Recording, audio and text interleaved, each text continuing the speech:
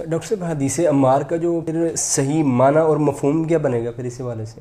ہاں، یہ بہت اہم سوال ہے. دیکھیں مرزا صاحب نے جو تاثر دیا ہے وہ یہی دیا ہے کہ حضرت علی اور جو ان کے مخالف صحابہ تھے ان میں جو جنگ تھی وہ حق اور باطل کی جنگ تھی، اور دوسری طرف والے گویا کہ جہنم کی طرف جانے والے تھے، باغی تھے یا واجب القتل تھے. جی. جبکہ اہل سنت والجماعت کے جو تمام مکاتب فکر ہیں نا، ان کا موقف یہ ہے کہ یہ حق اور حق کی جنگ تھی.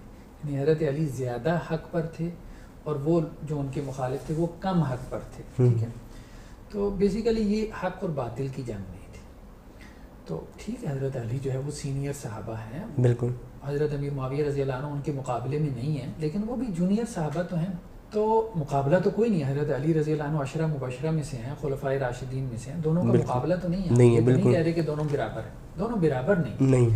لیکن وہ یہ بھی نہیں کہہ رہے کہ دوسرے کو آپ کیا کریں، باغی اور باطل اور جہنمی اور آپ پتہ نہیں کیا کچھ اس کو بناتے ہیں. یہ غلط ہے، یہ درست نہیں. تو یہ جو روایت ہے نا، بیسیکلی اس روایت سے مرزا صاحب نے یہ تاثر دیا ہے کہ جی وہ باغی گروہ تھا. اور شروع میں دیکھیں نا جو عنوان لگایا تھا، ہم نے دکھایا تھا نا اپنے چیپٹر کا، انہوں نے باب کا، کہ جی وہ خلیفہ راشد کے خلاف جو ہے وہ بغاوت کیا ہے، وہ بدعت ہے. اور پھر ہر بدعت کیا کرتی ہے، گمراہی اور ہر گمراہی آگ میں لکھ جاتی ہے. بالکل. تو ایک بار تو ہم نے کر دی اس کی استنادی حیثیت کے حوالے. ہم نے کہا صحیح بخاری میں یہ روایت نہیں ہے، اور دوسری جو حدیث کی کتابوں میں ہے وہاں پہ بھی یہ موقوفاً صحیح ہے، مرفوعاً یہ صحابی کا قول ہے. اگر ہم اس کو مان لیتے ہیں فار دا ٹائم بینگ، بہت سارے محدثین نے کہا کہ یہ روایت صحیح ہے، لیکن وہ بھی وہ نتیجہ نہیں اخذ کرتے جو مرزا صاحب اخذ کرتے.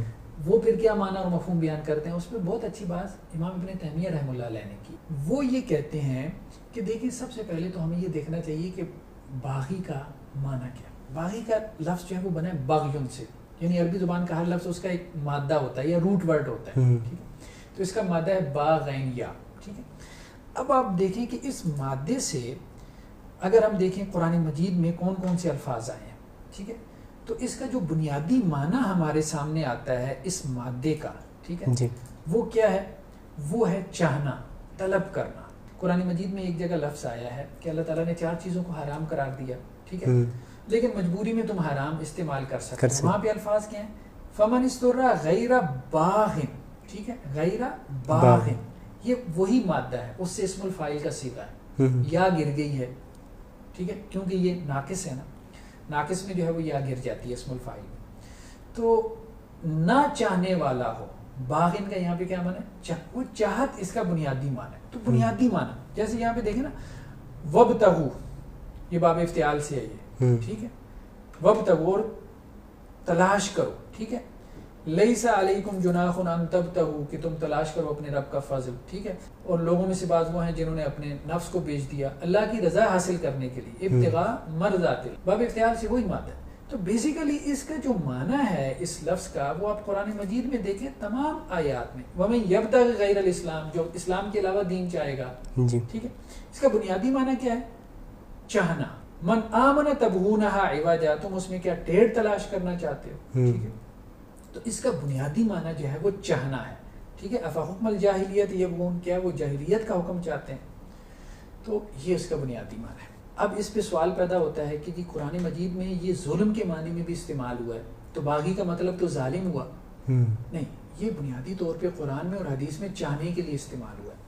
کچھ لوگوں نے کہا کہ جی پھر اس آیت میں کیا مطلب ہے کہ اللہ تعالیٰ نے فواحش کو حرام قرار دیا اور گناہ کو والبغی اور ظلم کو، لیکن یہاں پہ دیکھیں ساتھ میں کیا آ رہا ہے؟ بغیر الحق. نہ حق چاہنے کو آپ نے ظلم قرار دیا، یعنی جو آپ کی نہ حق چاہت ہوگی وہ اس کو ظلم کہہ دیں. بالکل، صرف بغ سے وہ معنی نہیں نکل رہا. کس سے نکل رہا ہے؟ بغی بغیر الحق. ٹھیک ہے، تو جہاں پہ بغض کا لفظ ہے مطلقاً تو اس سے مراد کیا ہے؟ بغ بغیر الحق. اچھا، اس سے بھی زیادہ حدیثوں میں یہ لفظ وضاحت کے ساتھ آئے. جیسے اللہ کے وسلم کی ایک حدیث ہے کہ رمضان کے حوالے سے، کہ اس میں جہنم کے دروازے بند کر دیے جاتے ہیں، جنت کے دروازے کھول دیے جاتے ہیں. ٹھیک ہے، تو ایک فرشتہ ندا لگاتا ہے، کیا کہتا ہے؟ یا باغی الخیر. یہاں باغی کا لفظ آیا، وہی لفظ، اے خیر کے طلبگار، اے خیر کے چاہنے والے. ٹھیک ہے، یہاں پہ نا خیر کے طلبگار. بالکل ٹھیک ہے. آگے کیا ہے؟ باغی الشر، شر کے چاہنے والے. ٹھیک ہے، یہ اس کا بنیادی مفہوم. اسی طرح ایک اور روایت میں آپ دیکھ لیں، یہ سنن ابی داؤد کی روایت ہے کہ اللہ کے رسول نے کہا کسی کو کوئی گری پڑی چیز مل جائے تو وہ کیا کرے، اس کو اپنے پاس رکھ لے، 1 سال تک اس کا اعلان کرے. پھر آگے کیا الفاظ ہیں، فَإِن جَاءَ بَاغِيهَا، اس شے کا جو باغی ہے یعنی متلاشی ہے، طلبگار ہے، وہ آ جائے تو اس کو کیا کرو، اس کے حوالے کر. تو باغی بیسیکلی اس معنی میں یہ لفظ جو ہے وہ قرآن اور سنت کے اندر جو ہے وہ استعمال ہوا ہے. اب سوال یہ پیدا ہوتا ہے کہ کتاب و سنت سے تو اس کا بنیادی معنی ہم نے نکال لیا، تو باغی گروہ قتل کرے گا، اس کا کیا معنی آپ کریں گے محاورتاً؟ تو اس کا معنی ہم یہی کریں گے کہ وہ گروہ جو چاہ رہا تھا لیکن اپنے حق سے زیادہ چاہ رہا تھا، نہ حق نہیں چاہ رہا تھا، باطل نہیں چاہ رہا تھا. دیکھیں جھگڑا کیا تھا، جھگڑا ہم نے پہلے بھی عرض کیا جی. حضرت عثمان رضی اللہ تعالیٰ عنہ خلیفہ راشد اپنے گھر میں شہید کر دیے گئے، ان کی قصاص کا معاملہ. اس کے بعد حضرت علی رضی اللہ عنہ امیر المومنین بنے، خلیفہ رابع، خلیفہ راشد. حضرت امیر معاویہ تھے یا دوسرے اصحاب کرام تھے، وہ یہ کہتے تھے کہ آپ قصاص لیں، اور وہ لوگ جو ان کے شہید کرنے والے تھے وہ آپ کے ارد گرد بھی موجود ہیں. حضرت علی رضی اللہ عنہ یہ کہتے تھے کہ ابھی میری حکومت مضبوط نہیں، آپ لوگ بھی میرے خلاف کھڑے ہو گئے. دوسری طرف جنہوں نے خلیفہ راشد کو گھر میں شہید کر دیا تو وہ مجھے کیا شہید نہیں کر سکتے؟ اتنے وہ عسکری اور سیاسی اعتبار سے مضبوط ہیں تو مجھے وقت دیں یا پہلے میری بیعت کر کے مجھے مضبوط کریں. تو ان کا قصاص کا جو مطالبہ تھا وہ کیا تھا؟ وہ حق تھا. بالکل ٹھیک ہے. لیکن بعض تاریخی روایات میں یہ آتا ہے کہ کچھ چیزیں جیسے حضرت امیر معاویہ رضی اللہ عنہ نے یہ مطالبہ بھی کر دیا جو شاید حق سے زیادہ تھا ان کا یہ مطالبہ. انہوں نے حضرت علی سے یہ مطالبہ کر دیا کہ آپ خلافت سے معزول ہو جائیں. حالانکہ حضرت علی رضی اللہ عنہ کی جو خلافت تھی وہ تقریباً تمام بڑے صحابہ نے ان کی بیعت کر دی. کوئی 17 یا 20 کے قریب بعض بڑے صحابہ کے نام آتے ہیں جنہوں نے بیعت نہیں کی تھی. ظاہر بات ہے دیکھیں دوسری طرف بھی تو لوگ موجود تھے نا جی بالکل، تبھی تو جنگیں ہوئی ہیں. یہ تو نہیں کہا جا سکتا کہ جی اس طرح کا اجماع ہو گیا تھا کہ سب نے بیعت کر لی. لیکن یہ ہے کہ چونکہ میجورٹی نے بیعت کر لی تھی تو اب ظاہری بات ہے کہ اس میں حضرت علی سے یہ تقاضا کرنا کہ جی آپ خلافت سے معزول ہو جائیں یہ حق سے زیادہ تقاضا تھا. اچھا کیا حضرت امیر معاویہ یہ کہتے تھے کہ آپ معزول ہو جائیں مجھے بنا دیں؟ نہیں، وہ یہ نہیں کہتے تھے.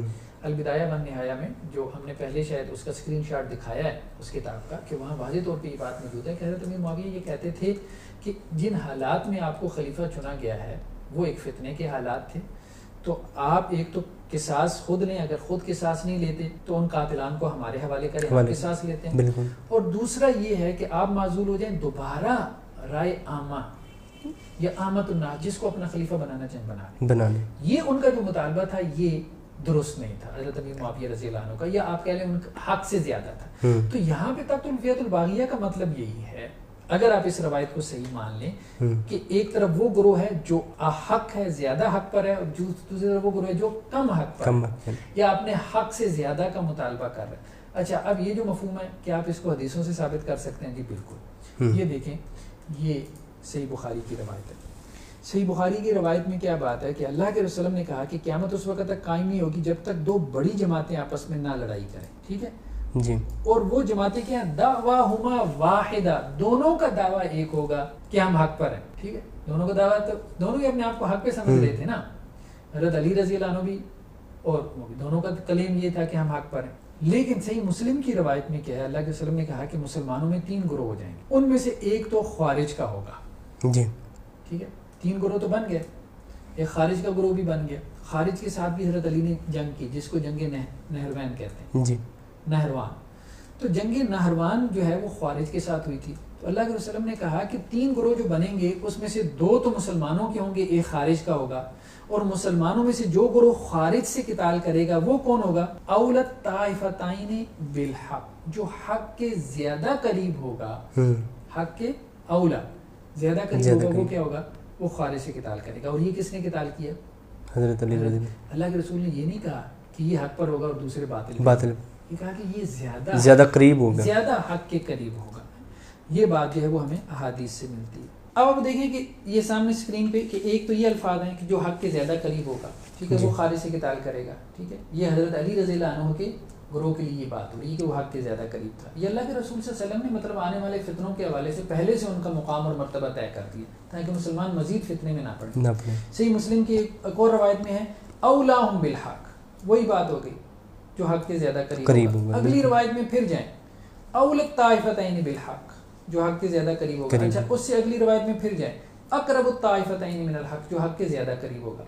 اب اس پہ مرزا صاحب نے اس کا ترجمہ کیا کیا, یہ ذرا دیکھیں, یہ دیکھیں, یہ صحیح مسلم کی روایت انہوں نے بیان کی, اور یہاں ترجمہ تو ٹھیک کر گئے کہ جو اقرب الی الحق ہوگا وہ حضرت علی کا گروہ ہوگا, لیکن آگے کیا کہتے ہیں, اقرب الی الحق سے مراد کیا ہے, حق والا گروہ, یعنی دوسرا کیا ہے, حق والا. حالانکہ اقرب الی الحق, اقرب تفضیل کا صیغہ ہے نا, ٹھیک ہے, کمپیریٹو ڈگری ہے نا جسے ہم کہتے ہیں, حق کے زیادہ قریب ہے. اس کا مطلب یہ تو نہیں کہ حق والا کرو. اچھا اس کی دلیل کیا دیتے ہیں, کہتے ہیں قرآن میں ہے کہ غزوہ احد کے موقع پہ تو منافقین کو کیا منافقین کے لیے یہ اقرب کا لفظ استعمال ہوا, سورہ آل عمران آیت نمبر 167. اچھا یہاں مطلب اتنی ہمت نہیں پڑی کہ آیت بیان کریں, اس کی وجہ یہ ہے کہ آیت سے غلط استدلال کر رہے تھے. اچھا یہ آیت اگر ہم کھولیں نا, یہ دیکھیں آیت میں اقرب کا لفظ ہے, ٹھیک ہے. اللہ تعالیٰ نے کیا کہا کہ وہ جو منافق تھے نا, ٹھیک ہے, وہ اس دن یعنی غزوہ احد میں 300 منافق پیچھے رہ گئے تھے نا, اللہ کے رسول صلی اللہ علیہ وسلم سے علیحدہ ہو گئے تھے. 1000 نکلے تھے مدینہ سے لوگ, تو 300 منافق پیچھے رہ گئے تھے عبداللہ بن ابی کے ساتھ.